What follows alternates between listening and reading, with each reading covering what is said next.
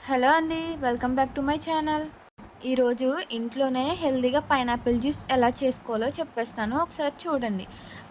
ఎవరైనా మన ఛానల్‌ని ఫస్ట్ టైమ్ చూస్తుంటే లైక్, షేర్ అండ్ సబ్స్క్రైబ్ చేసుకోండి. ముందుగా పైనాపిల్ని ఉప్పుతో శుభ్రంగా కడిగి చిన్న చిన్న ముక్కలుగా కట్ చేసుకోండి. నేనైతే రౌండ్ షేప్‌లో కట్ చేసుకున్నానండి. మీకు నచ్చిన షేప్‌లో మీరు కూడా కట్ చేసుకోండి. ఇలా కట్ చేసుకున్న తర్వాత వాటిని ఇంకా చిన్న చిన్న ముక్కలుగా కట్ చేసుకోండి.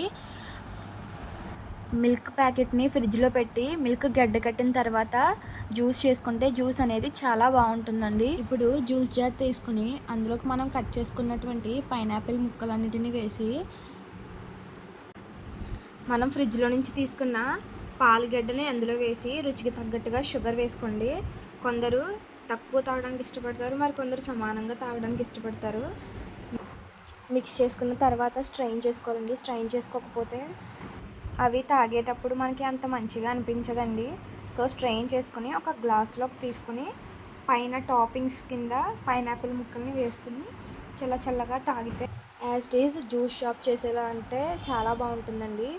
ఒకసారి మీరు కూడా ట్రై చేసి ఎలా వచ్చిందో చెప్పేయండి. Thanks for watching.